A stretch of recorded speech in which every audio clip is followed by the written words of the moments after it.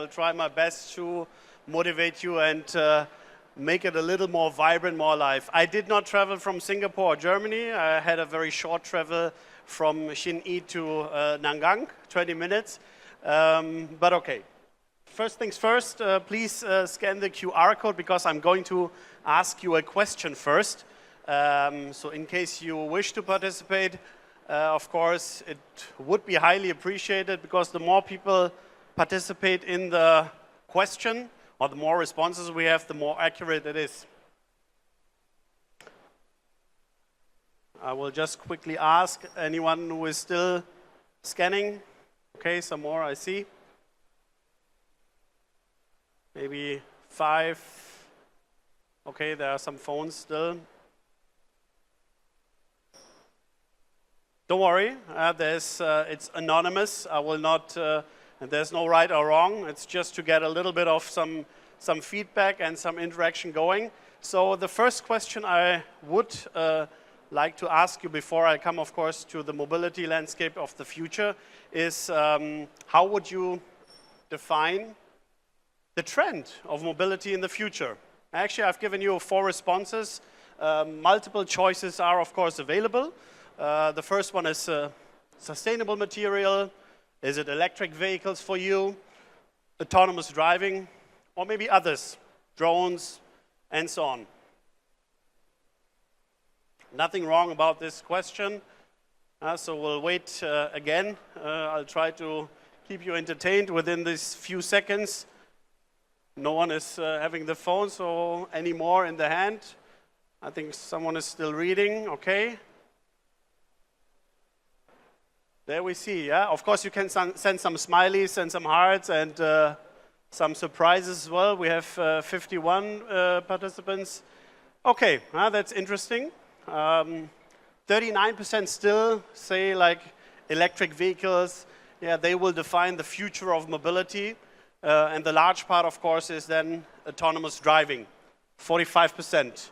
29% are only talking about sustainable material, and the others, drones and so on, is not the majority, the minority. That's already an interesting result. So let's deal with the first topic first. We all know that the world of mobility is diversifying. There are a lot of things happening in the world, but before we actually come to to those developments actually from companies, it's important to also have a look at the status quo. What are challenges that we as human beings that are living here, that are also part of this, are actually facing? And if you look at the four topics that are quite relevant, one is mobility and traffic. In mega cities of the world, 20 of the largest mega cities of the world, 154 hours are actually lost throughout a year. This is quite a lot. It's 7 days. Just imagine, 7 days of your entire year you lose in traffic. You spend basically idle, doing nothing, or being annoyed, maybe on the phone, listening to music, and so on. Let's park this for a second. Climate change, pollution. 90% of the world's urban population, they live in an environment which is actually not healthy, that fails to meet the WHO standards. Full stop. I think we all know that sustainability, environment is something that we have to look at, and 90% is actually a number that is not only critical, but it's actually very dangerous. Road safety. Now I come to a little bit more of the mobility topic. If you look at people who die, just a comparison, because we Taiwanese, we are very close to the US. I've taken the number of people who die in accidents in the US. 40,000 people, they actually die in the US on account of accidents. In Taiwan, according to the Ministry of Transport, it's 3,000. 3,000 people, which is too much. Out of which, maybe just a side note, 10%, this is 300, out of alcohol consumption. So that's also a bit of a critical topic. Urbanization, if we look at the trends and development of urbanization, 66% of people in 2050 will live in 41 mega cities of the world. Just digest this. Only 41 cities in the world, and 2/3 of the world's population is going to live by 2050 in those mega cities. This is a bit shocking, actually, if you ask me, because this also means it's just 27 years away from now. That's nothing. So what do we do with this data? Well, of course, and this is one of your answers, electric mobility or electric vehicles, they define or they will define the future of mobility. But when we come to EV adoption, we of course also face some challenges. We see this, yeah, there's insufficient charging infrastructure. Quite often this is the reason of people currently not to buy an electric vehicle. I'm afraid I have range anxiety because there is insufficient charging infrastructure. Of course, the past 2 years, war, economic sanctions we had, and of course everyone knows semiconductors, not a secret, that also happened. Chips shortage everywhere in the world, not only in the electric vehicle segment, but of course also in other sectors. This makes it quite difficult. And early stage open market chaos. It's very new. Yeah, electric vehicles, just to give you a number, a perspective, out of the total sales, out of the total cars that are sold in Taiwan, 4.5% are electric vehicles only. So if you look at some other markets in Europe, it's 10%. If we leave out Norway, Norway is the highest with around 70%. But this also means that the market is very dynamic. A lot of new developments happen. It's not happening in a structured manner. But if we look at how today car drivers are behaving and how in the next 10 years they will behave, you see a certain tendency. From car fanatics, mobility traditionalists, objectively car-dependent traveler, eco-conscious car complementer, or multi-modal urbanist. You will basically see that most of them you will find back in two brackets, two main brackets. One is, I still need a car, but actively seek to reduce my trips and consider more sustainable options. Topic of sustainability, you also mentioned. We also saw the number on 90% of cities not complying with WHR regulations in the world. And I use whatever is available to get me from A to B as conveniently as possible. The focus is on convenience. I'll come to this and I'll park the word convenience a little bit. This basically for consumers means they're shifting their mindset. The entire behavior is changing. People will, like I said, consider more sustainable options. The definition of a car might, but actually will expand to include emission-free models. And a car is not only traveling from A to B. We saw this, 154 hours. Just remember that number you spent in traffic jams in mega cities of the world. 7 days throughout the year lost. This is the reason why people say it's not only about traveling from A to B, but it's also about convenience. So how can we address all of those topics? Well, the first topic first, you know, electric vehicles. Currently, not always very cheap. The development cost is very high. But the higher the amount of sale is for electric vehicles, the cheaper, of course, the purchasing will be, the cheaper the development cost will be. Because then, yeah, you will have also reduction in battery prices, and that will, of course, eventually result in lower retail prices and lower accessibility of electric vehicles to customers. Secondly, the expectation of BEV, of battery electric vehicles, is that in 2025 it's already accounting to 20% of global sales. Like I said, in some countries, Taiwan, 4.5% currently. Global sales is 20%, and in 2035, 59%. By the way, for those who don't know, in Taiwan, we have a regulation, 2040, 100% electric vehicles. That means and 17 years from now, all of us sitting here have to drive electric vehicles in Taiwan. This is what it means. Third topic, adapting to vehicle innovation. Autonomous driving, connected driving, your car can talk to you. I'll come to this.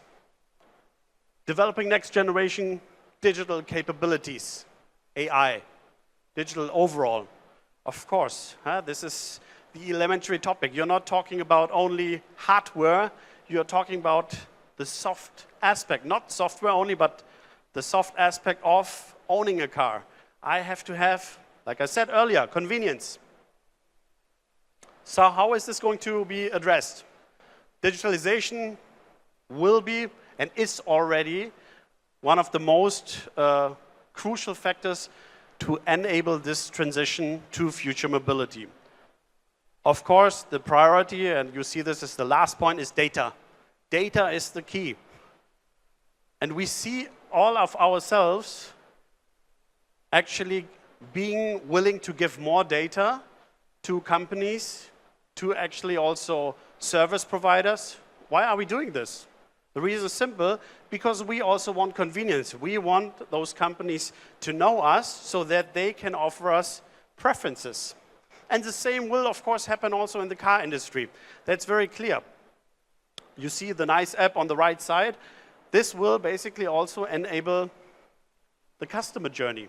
So you will define with digitalization the customer journey. Who of you is booking a service? Okay, let me ask one thing. Maybe just raise your hand. Who owns a car? Okay, a few hands. Out of those who own a car, who books a service via an app? Anyone who books a service via an app? 3, 4 people only, yeah? It's not much. Isn't it more convenient just to do this? Who's paying via this app, the service? Out of you, out of the 4 that were saying yes. That's exactly what it is. It's much easier. Why do I have to go? I need to go to the service. It's the most painful topic, yeah? You go to the service, car dealership, typically, I don't like it there. I just drop my car, maybe a cup of coffee, and then I leave.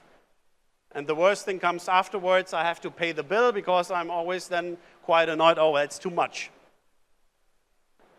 People don't like that interaction. There are 2 elements that come to this. Manufacturers like us, they of course look into creating a more living room environment. Coffee, Starbucks coffee, we have integrated here in Taiwan. Anyone who wants a Starbucks coffee, please visit the Audi dealerships here in Taiwan. We have created a lounge. We've created it more like a living room. But still, people will not want to always go to a dealership. And this is why convenience, like an app, will play a crucial role. Service booking, drop off, pick up of the car, paying, that's it, done. Booking of a car, maybe booking additional services, booking maybe collection, and so on. Everything will happen via an app only. And we're not talking about next year or so. This is happening in many markets already in the next 2 to 3 months. So this is the development that's happening on the digital front. Now, AI, of course, is an elementary topic as well. AI is very critical. Yeah, we saw a few accidents with autonomous driving as well, and with don't talk about artificial intelligence for the moment, but autonomous driving, which is then of course enabled by AI. So this is of course critical because safety first. We saw the amount of accidents that happen already now in the US and in Taiwan based on human error.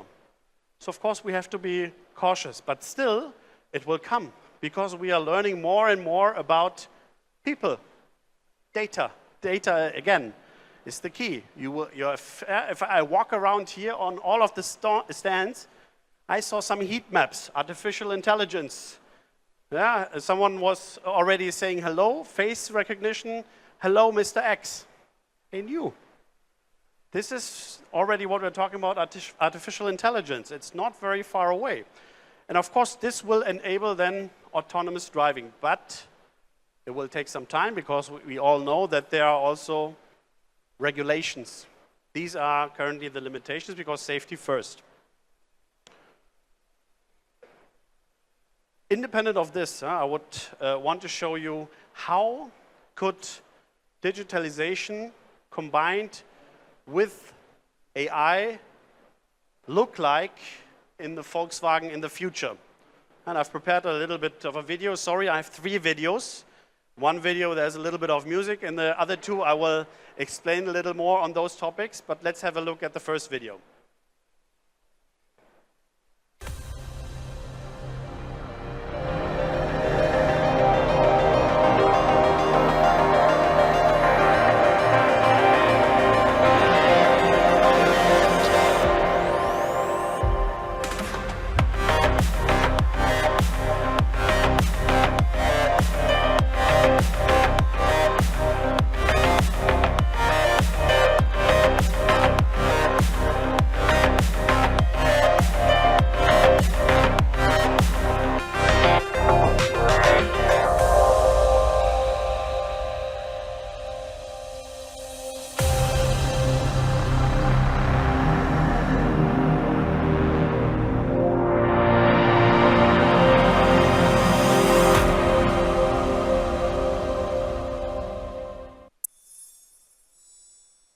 We'll immediately start with the second video because that will give you a little bit of a glimpse of the car. And this is where I would like to show you. It's about the space. We talked about conveniently traveling from A to B. The future will be more space-oriented. If you look at like entry is lower, the seats will move to the side. It's about convenience. Of course, it's a concept car, it's the future, but we're talking about the future of mobility. Digital elements. Start a new experience. Everything is digital. You will do a lot of things out of your car. Like I said, 66%, 2/3 of the population in 41 megacities of the world. This is what we're talking about. So many people. And then again, 145 hours, 154 hours of traffic jam. Where do you want to do this? It will increase. So it's important that you travel also in a different manner.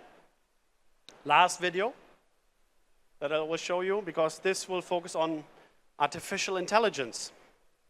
How will artificial intelligence actually look like in cars?